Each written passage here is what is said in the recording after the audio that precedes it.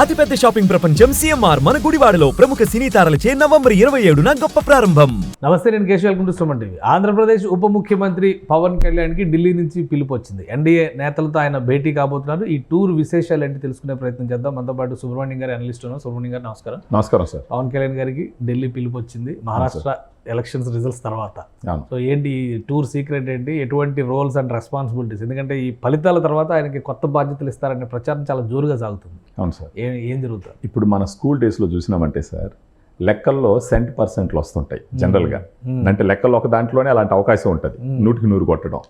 ఆ పర్వం మనకు ఆంధ్రప్రదేశ్ నుంచి స్టార్ట్ అయ్యింది. అంటే ప్రతిసారి ఎలా అయిందంటే పవన్ కళ్యాణ్ గారు హైలీ డిపెండబుల్ క్రికెటర్ లాగా తయారైనాడు అనమాట. ఒక పవర్ఫుల్ క్రికెటర్ ఉన్నప్పటికీ ఈయన సారథ్యం కలిసిందంటే షూర్ షాట్గా సక్సెస్ కొట్టేటటువంటి పరిస్థితి. ఆ విధంగా 21కి 21 ఆడగొట్టడం సెంట్%. అదేవిధంగా ఇప్పుడు మహారాష్ట్ర పోయేసి 10కి 10 కొట్టడం మళ్ళీ సెంట్%. సో ఈయన కాంబినేషను ఒకవేళ వాళ్ళకి ఎంతో కొంత ఇమేజ్ ఉన్నప్పటికీ ఈయన కాంబినేషన్ వాళ్ళని నెక్స్ట్ లెవెల్కి, అంటే ఒక క్వాంటమ్ జంప్ లాగా తీసుకెళ్ళి నెక్స్ట్ లెవెల్లో పెట్టేటటువంటి అవకాశం అది మళ్ళీ ప్రూవ్ అయింది. సో ఇంత ఇంపార్టెన్స్ ఉన్న పవన్ కళ్యాణ్ గారిని ఢిల్లీకి పిలిచినారనడంలో దాంట్లో ఆలోచించాల్సింది ఏం లేదు సార్. ఇప్పుడు ప్రత్యేకించి మహారాష్ట్రలో చేయబోయేటటువంటి కార్యక్రమాల గురించి కూడా, తీసుకోబోయే నిర్ణయాల గురించి ఖచ్చితంగా ఈయన్ని భాగం చేస్తారు సార్. ఈయన సలహాలు కూడా ఖచ్చితంగా తీసుకుంటారు వాళ్ళు. ఇప్పుడు మహారాష్ట్రలో తిరిగి వచ్చినాడు, అట్లీస్ట్ 10 టెరిటరీలో తిరిగినాడు ఆయన. ఆ 10 టెరిటరీలో ఈయన ప్రజలకు కొన్ని ఇచ్చుంటాడు కదా వాగ్దానాలు, వాటిని ఎలా తీసుకెళ్దామని చెప్పేసి వాళ్ళ డిస్కషన్లో భాగం చేయడానికి ఒకటి. తర్వాత ఆంధ్రప్రదేశ్లో జరుగుతున్న పరిస్థితుల గురించి కూడా ఏమేం చేద్దామో, నెక్స్ట్ మనం ముందరికి ఎలా వెళ్ళాలన్నది. మూడోది ఇంపార్టెంట్ వచ్చేసి దండయాత్రకి ఇంకొక ప్లేస్కి పంపించడానికి ఖచ్చితంగా ప్లాన్ ఉంటుంది సార్. దండయాత్ర రెడీ అవుతున్నారు, దండయాత్రకు మళ్ళీ రెడీ అవుతున్నారు. ఈ అశ్వమేధ యోగం లాగా తయారైంది ఇది. అక్కడ కొట్టినారు, మళ్ళీ మహారాష్ట్ర కొట్టినారు, మళ్ళీ ఇంకొక తమిళనాడు. అంటే ఈయన ఎక్కడికి పోతే అక్కడ ఇదంతా నా ప్లేస్ అంటారు కదా సార్ అశ్వమేధ యోగంలో. ఆ విధంగా మళ్ళీ ఈయన ఇప్పుడు తమిళనాడుకి పంపించే ఆలోచన కూడా ఉంటుంది. ప్రైమరీగా ఇప్పుడు మహారాష్ట్ర పాలిటిక్స్ గురించి మాట్లాడడానికి అయినప్పటికీ ఫర్దర్ ప్లాన్ మళ్ళీ నెక్స్ట్ రెస్పాన్సిబిలిటీ ఇవ్వాలి కదా దీనికి. ఆ నెక్స్ట్ రెస్పాన్సిబిలిటీ ఎలాగో మహారాష్ట్ర ప్రమాణ స్వీకారానికి పవన్ కళ్యాణ్ గారిని అతిథిగా పిలుస్తారు, ఖచ్చితంగా పిలుస్తారు సార్. ఎన్డీఏ కూటమి నాయకులందరినీ కూడా ఇన్వైట్ చేస్తారు, ఆయన కూడా పిలుస్తారు. అవును. ఇప్పుడు అక్కడ గెలిచిన తర్వాత తెలుగు వాళ్ళ పర్సంటేజ్, గెలిచిన అభ్యర్థులు కూడా చెప్తున్నారు పవన్ కళ్యాణ్ గారు రాక వలన మేము గెలిచినామని ఓపెన్ గా చెప్తున్నారు. మార్జిన్స్ బాగా పెరిగినాయి మాట చెప్తున్నారు. సో ఆ నేపథ్యంలో ఇటు మహారాష్ట్ర కంప్లీట్ అయింది, మధ్యలో తెలంగాణ ఉంది, ఆంధ్రాకినో మహారాష్ట్రకి మధ్యలో చూస్తాం, అటువైపు తమిళనాడు ఉంది. సో పవన్ కళ్యాణ్ గుర్రాలు ఎటువైపు పరిగెత్తే అవకాశం? ఇమ్మీడియట్ గా అంటే ఖచ్చితంగా తమిళనాడు ప్రైమరీ రెస్పాన్సిబిలిటీ ఉంటుంది సార్, ఎందుకంటే పెద్ద స్టేట్ కాబట్టి. మీరు అన్నట్టు తెలంగాణ కూడా అంటే ఇది మన ఓన్ స్టేట్ కదా సార్, తెలుగు స్టేట్ కదా. ఇంకా తెలంగాణలో కూడా పావులు కదుపుతారు సార్. యాక్చువల్గా అంతో ఎంతో బీజేపీ ఇక్కడ స్ట్రాంగ్ ఉంది.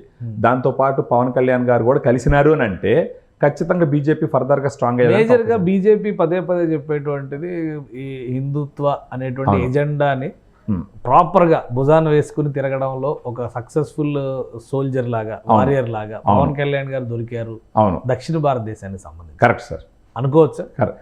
అన్బయాస్డ్ గా తీసుకెళ్తున్నాడు సార్ ఆయన. ఇంకెవరన్నా సరే మామూలుగా ఏముంటుందంటే కొంచెం నేరో థింకింగ్ ఉంటుంది.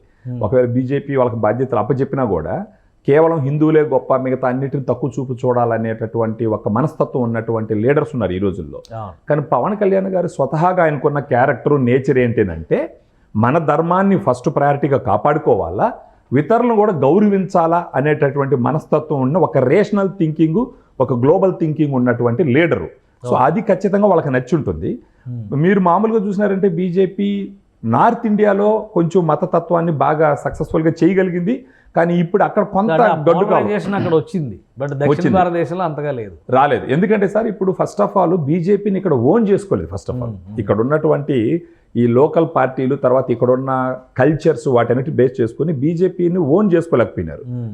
ఇప్పుడు ఏంటంటే పవన్ కళ్యాణ్ గారు లాంటి ఒక గొప్ప నాయకుడు దొరికినట్టు వాళ్ళు బెటర్ దాన్ బీజేపీ నాయకులు సార్. ఇప్పుడు ఈయన ఆలోచన విధానం కానీ, ఈయన చరిష్మా గారు అంటే ఒక మనిషి మాట్లాడేటప్పుడు దాంట్లో ఎంత నిజాయితీ ఉందా అని గ్రహించలేనంత స్థితిలో ప్రజలైతే లేరు సార్. ఇప్పుడు మహారాష్ట్రలో కూడా ఆయన మాటల్లో నిజాయితీని గ్రహించినారు కాబట్టి ఇప్పుడు వాళ్ళ ఈగోలు పక్కన పెట్టి, ఇప్పుడు మామూలుగా చూసినారంటే ఆల్రెడీ గెలుచుంటారు కూడా బహుశా ఒక రకంగా. అవును. ఈయన పోయిన తర్వాత మీరు అన్నట్టు ఏంటంటే ఇప్పుడు వన్ సైడ్ అక్కడ వన్ సైడ్ అయిపోయింది. నో విపక్షం, అధికారికంగా ప్రధాన ప్రతిపక్షం అనే హోదా దక్కించుకున్న పార్టీ ఏదీ లేదు. అన్లెస్ ఈ కూటమిలో ఎవరైనా వెళ్ళి కూర్చుంటే. ఆంధ్రప్రదేశ్ ఏం జరిగిందో అక్కడ కూడా అదే జరిగింది. అదే సార్, ఈయన అడుగు పెట్టిన దగ్గర అంతా లెగ్ ఎఫెక్ట్ అని కూడా అనుకోవచ్చు. ఆంధ్రాలో కూడా తుడిచిపెట్టుకుపోయింది, ఇప్పుడు మహారాష్ట్రలో కూడా తుడిచిపెట్టుకుపోయింది.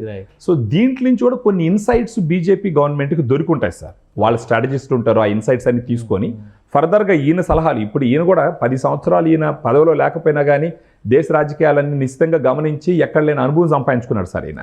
స్వతహాగా మంచి వ్యక్తి. సో వీటన్నిటిని తీసుకొని ఒకటి మహారాష్ట్రాన్ని ఎట్ట ఫర్దర్గా తీసుకెళ్ళి ఫ్యూచర్లో కూడా మహారాష్ట్రలో బీజేపీ ఇంకా స్ట్రాంగ్గా ఎలా పోవాలా, పవన్ కళ్యాణ్ గారిని మహారాష్ట్ర మొత్తం ఎలా వాడుకోగలగాల అన్నది ఒక పాయింట్ ఉంటుంది ఫర్దర్గా కూడా క్యాంపెయినింగ్ సంబంధించి.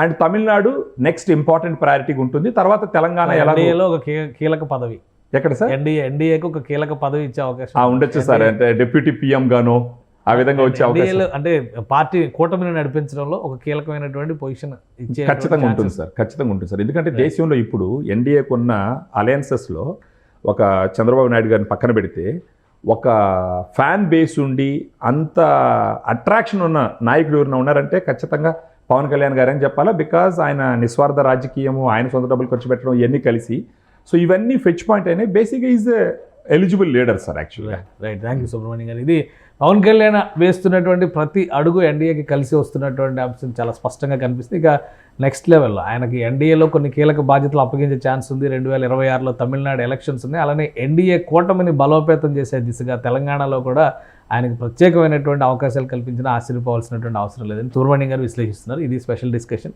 Keep watching. సుమన్ టీవీలో మీ పర్సనల్ అండ్ బిజినెస్ ప్రమోషన్స్ కోసం కింది నెంబర్కి కాంటాక్ట్ చేయండి.